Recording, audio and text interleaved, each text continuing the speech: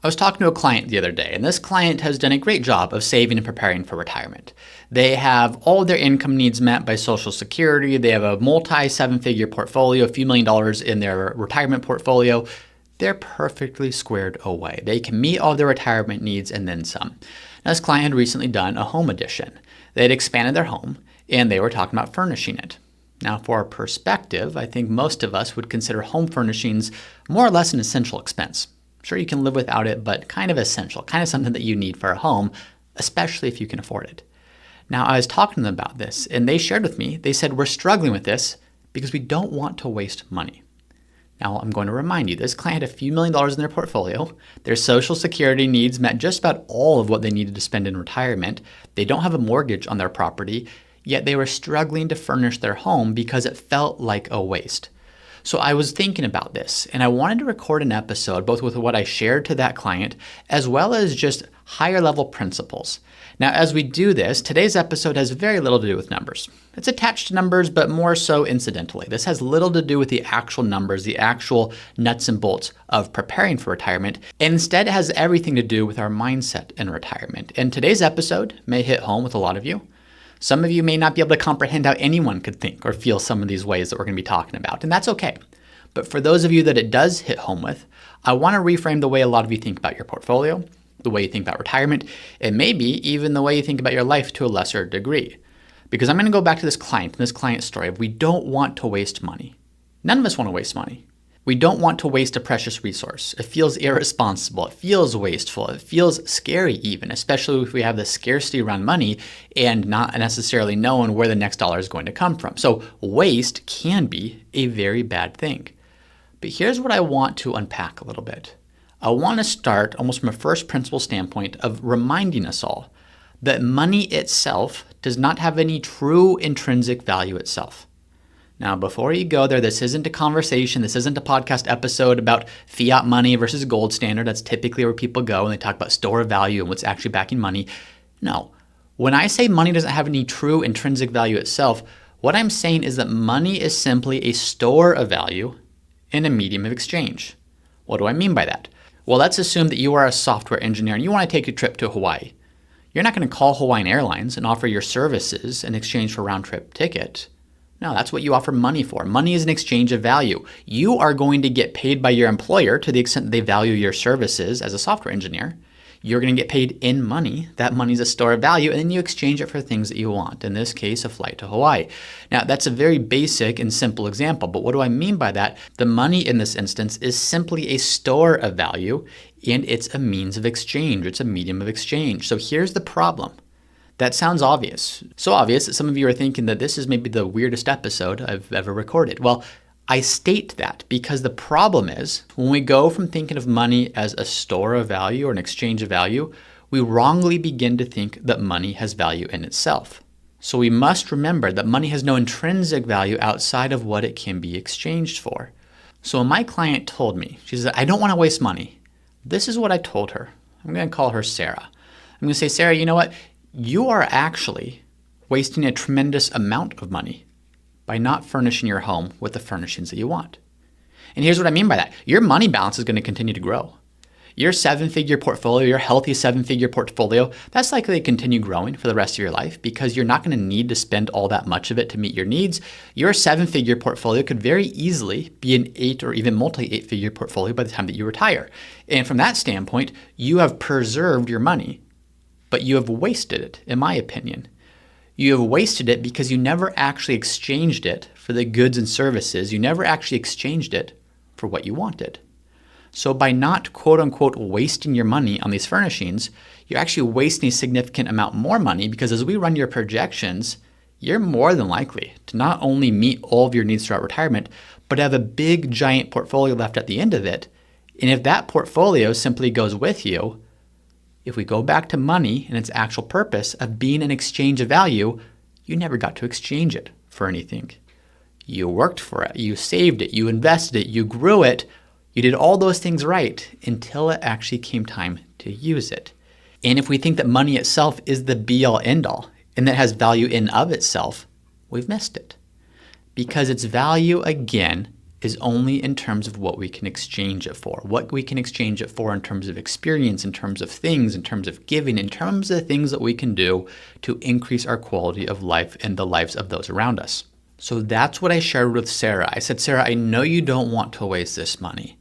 I am encouraging you to do what in your mind is a waste, because if you don't actually spend any of it, that will be the true waste. That will be the true waste when you pass away, hopefully sometime distant in the future, and realize that none of the things that you wanted to do were actually done because you had so much trouble spending it. So this transitions nicely into 2 points that I want to make in today's episode. And these points come down to the diminishing marginal utility of money. If you've ever taken an economics class, you remember talking about diminishing marginal utility. So there's 2 reasons for this. Number 1, wealth has diminishing marginal utility. What does that mean? As you acquire more money, the additional satisfaction or benefit you gain from each additional unit of money, so call each additional $100, $1,000, $1 million, that decreases.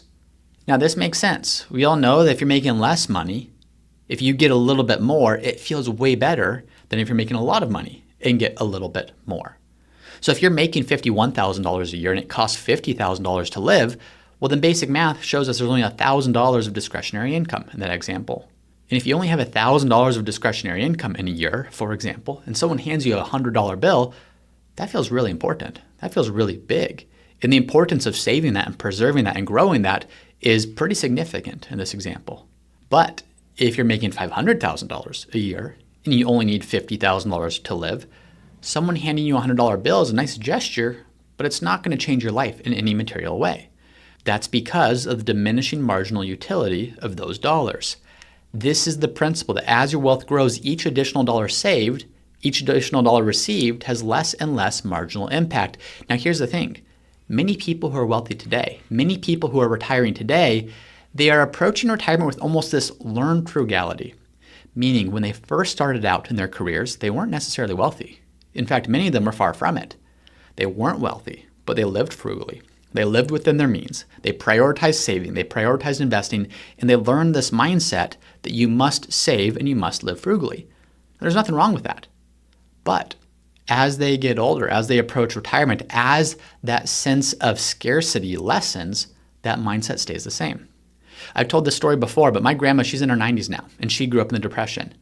Now, she always finishes her meal. I've never seen her not finish a meal. And a while back, we were getting dinner at my parents' place, and my grandma was there. And, we had all finished our meals, and we were kind of moving on to other things. And my grandma, Jean, she was still there finishing her meal. And I, in kind of a tongue-in-cheek way, said, hey, Grandma Jean, when was the last time you didn't finish a meal? Kind of just a fun jab, a fun poke at her doing that. And she took the question seriously, and she said, I think it's probably actually been since I was a little girl. Maybe 85, 90 plus years that I haven't not finished a meal. And it blew me away because to me, it's no big deal if I don't finish a meal. Okay, I get a meal, I eat what I want. If I don't want the rest of it, I don't eat it. But to her, growing up in the Depression, growing up when food was scarce, growing up when you didn't know when your next meal or where it would come from, of course you finished your meal. The importance of that was enormous. Now, by the way, kind of a side note, this can pass on to generations. I remember as a kid, my dad, who is my grandma's son, he would often say, waste not, want not. Never thought much of it, but I gotta believe that that's something that came from my grandma and my grandpa and their generation of growing up in the Depression. It was so important not to waste money, not to waste food, not to waste anything. So I wanna go back to this term waste. Waste is somewhat relative here, and we're gonna see that as we continue to explore this. So my grandma's mindset around food was you don't know where the next meal is gonna come from, therefore you need to eat everything. Well, now she does know where her next meal is going to come from. She is in a position where that's not necessarily a concern or a fear that there's not going to be food the next day. However, she still eats everything. Not from a gluttonous standpoint, but from the standpoint of this is scarce, I must preserve it. Now, this reminds me of a term or a saying that I've been hearing a lot more, maybe over the last 5 to 10 years. I don't love it all the time, but there's certain instances where I think this term makes a lot of sense. And it's the term or it's a saying that you should cut out whatever doesn't serve you. So I'm going to borrow that saying for a second. For my grandma, when food was scarce, when it was the Great Depression, eating everything really served you. Because you didn't know where your next meal was going to come from, you had to eat what was in front of you. That's what best served you. Today, knowing where her next meal is going to come from and continuing to eat everything, I would argue, She might disagree, but that no longer serves her. There's no longer a need to do that. At one point, that mindset was helpful and it served her. Once that basic need was met, it no longer does. Now, why do I tell that story? I tell it because I'm going to relate it to the attitude and the beliefs a lot of people have around money, even if these are subconscious attitudes or subconscious beliefs. Early in our career, we think I need to cut out eating out. I need to cut out vacation so we can save. Or we think don't waste money so we can save. Or we don't spend money foolishly so that we can save. Now that served you. It allowed you to get ahead. It allowed you to save. It allowed you to invest. It allowed you to get to the position where, like my client, you can be in your 60s with a few $1,000,000 and have all the money that you need to maintain a comfortable lifestyle. So that mindset once served you. But now that you've saved, now that you've built, now that you're financially free, that mindset maybe no longer serves you. And in fact, it might actually backfire. Backfiring for the reasons that I stated before. That by not quote unquote wasting money on things today, there's going to be a much larger waste. Where in the future, you end up passing away with a lot more money than you know what to do with because you didn't know what to exchange it for, because you didn't properly value that money in the context of what it could do for you. So that's one of the principles that I wanted to talk about today, that we need to understand the diminishing marginal utility of money. This isn't just an economics term in a textbook. This is very real, and I see it a lot. That people who have grown their wealth, that have saved, that have done well, it's difficult for them to spend. It's difficult for them to feel like they can spend money because it feels wasteful, because back in their early 20s or 30s or 40s even, maybe it was wasteful. But now they're in a completely different position, and if they're not spending that money, that's money that's ultimately going to become wasted. Now, the second thing is this, as we talk about the two core components I see with the diminishing marginal utility of money. The first is just wealth. As wealth increases, the value of money decreases to us, or at least the value of the next marginal dollar decreases to us. The second has to do with age. Charlie Munger, Warren Buffett's business partner, he died in November of 2023. And when he died, he was worth an estimated $2.6 billion. Now, I'm not going to say that Charlie Munger wasted $2.6 billion when he passed. I know he left some to charity, some to family. I have no idea what that was like or any of the actual details around this. So I'm not going to go so far as to say he wasted it. I do not think he did. And I don't know much about his personal life. But what I do know is this. Shortly before he died, he sat down and did an interview. And in that interview, they were reflecting on Charlie Munger's life, and with a tinge of sadness in his voice, he said, "I would have paid any amount of money to catch a 200-pound tuna when I was younger. I never caught one. There are things you give up with time." End quote. And that seems simple enough. But as Charlie Munger, a billionaire who's accomplished a ton over the course of his life and lived to the ripe old age of 99, as he was thinking back on his life, it wasn't this giant pile of money that he valued. It wasn't this $2.6 billion. What he valued was this experience, or really that lack of experience, of saying what I would have done to catch a 200-pound tuna when I was younger. Now, in that moment, how much of his $2.6 billion fortune do you think he would have paid to have his health, his strength, his vitality to go catch that tuna? Heck, to even be on the boat to go watch other people catch that tuna. I think it's 1 million, 10 million, 1 billion. I have no idea, but I do know that it would be a lot. So going back to my client conversation, they said they didn't want to spend money on furnishing their home. They feel like it would be a big waste. I get that, but let's compare this to the Charlie Munger case. All he could think about a few weeks before his passing was, I wish I would have had this experience. It had nothing to do with how much money he had or didn't have. For my client, I said, let's assume that you don't do this. Let's assume that you don't waste this money on furnishing your home. And you live a great 30, 40 plus year retirement, and one day as you're getting close to the end, you look back. Are you going to be really happy that the money you could have spent continued to stay in your portfolio, and now you have several $1 million in your portfolio that you're never going to have any use for? Or are you going to look back on that and wish, you know what, I wish I had spent the money to furnish the home. I wish I had created that environment that would have been good for me and my family. I wish I had created that environment where we could live the course of our retirement happily, to host, to do whatever we want to do, whatever is most important to you. Which are you going to regret more? My guess is that at that time, the bigger waste will feel like not having spent it. Will feel like the missed experiences. Will feel like the things that you could have done, but you didn't for fear of wasting dollars, when instead you wasted experiences and quality of life. So as we get older and as we get more money, I would argue that money has less marginal utility. It becomes worth less and less to us, but time is the opposite. As we get older, time becomes worth more and more. So one key principle here that's slightly unrelated, but I think mostly related to what we're talking about, is that while we learn to overvalue money over the course of our working lifetime, we also, in a way, learn to undervalue our time and the precious resource that it is. And when I say learn, I'm not necessarily saying that's a good thing. I think it's a bad thing in this case. So what can we do about it? Well, my takeaway here is, how can we audit our decisions? How can you look at yourself almost as if you're outside of yourself? It starts by becoming aware of the decisions that we're making. This goes for all aspects of our life, but become aware of the decisions that you're making and ask yourself, why do you continue to make those decisions? Are they, to use the term I used before, are those decisions serving you? Or did they maybe once serve you, but they no longer do so? Take it a step further. Not only are they serving you, but maybe are some of those decisions actually in direct contrast to the life that you say you want to live? So that's the takeaway, and the solve, I think, is this. Benjamin Hardy is a great author that I learned a lot from, and talks a lot about viewing yourself from the perspective of what would your future self say. He has a quote from one of his books. I'm going to read directly. He says, quote, "Your actions come from your identity. When your identity is rooted in current commitments rather than your future self, your actions are weak and unaligned with your goals. The only way to realize your future self is to be your future self now." Now that quote, outside of the context of what he had been talking about in the book, may not mean a lot, but I'll try to summarize to the best of my ability, and I'll use myself as an example. I will look at myself and say, who is future James? What's his relationship like with his wife?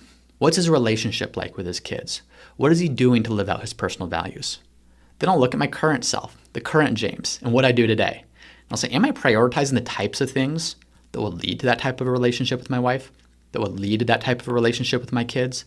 That will lead to that, you fill in the blank, whatever outcome is desired? Is my life on the right trajectory? I think we can do the same thing when it comes to retirement.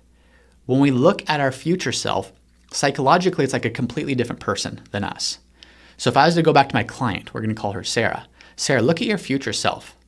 Are you going to be happy that you have a few more dollars in your portfolio, but didn't have the ability to furnish the home to create the environment that you wanted to live in? Is that what your future self would be glad that you did? Or would your future self say, you know what, Sarah, I really wish you had spent some more money to furnish that home. I really wish you had spent some more money to do these things that would have led to the types of memories and type of fulfillment that I, as your future self, would advise you to make. So when we can start to think of ourselves as those two different people, both our current selves making the decisions today, as well as our future selves helping us to prioritize those decisions, that can become a very effective exercise. So as we think about money, as we think about retirement, you want to retire, you want to travel, you want to volunteer, you want to play, you want to do these things. So why are we so concerned about wasting money if, and this is a big assumption of course, if we have already the means to do everything that you want to do? So as we think about this episode may mean nothing to a lot of you. You might say, James, I have no problem spending money on the things that I want to spend money on. Others of you, I know, are probably saying at least, James, you know what, me and Sarah, we probably have that same issue. We've done well, but that mindset that got us here isn't going to get us to the next level. What got you here isn't going to take you to where you want to go. One of the best things you can do for this is probably just journal. Audit your decisions, audit the things that you're doing, audit where you want to be in the future, or at least write down where you want to be in the future and see if there's congruence there. Is where you want to be, keep that in mind or get that in your mind. Are the things that you're doing today moving you closer to that version of yourself, or are they moving you further away? This applies to more than just money, but of course this is a podcast, this is a message about retirement and how we can make it the most meaningful, enjoyable time possible. So that's a wrap for today. I hope that was helpful. I know this is a little bit of a non-traditional topic in the sense that it doesn't actually have to do with the numbers, but it doesn't matter how much the numbers work out. It doesn't matter how much you're doing in terms of tax strategy or how big your portfolio is or what your income strategy is. If you're not doing the things that you want to do to create a meaningful retirement, none of that actually matters. So this actually becomes a foundational piece of retirement planning, is making sure that we're viewing money in the right way, in the proper context, to ultimately get the most out of life with our money. That's it for today. Thank you as always for listening, and I'll see you next time. Root Financial has not provided any compensation for and does not influence the content of any testimonials and endorsements shown. Any testimonials and endorsements shown have been invited, have been shared with each individual's permission, and are not necessarily representative of the experience of other clients. To our knowledge, no other conflicts of interest exist regarding these testimonials and endorsements. Once again, I'm James Knoll, founder of Root Financial, and if you're interested in seeing how we help our clients at Root Financial get the most out of life with their money, be sure to visit us at www.rootfinancialpartners.com.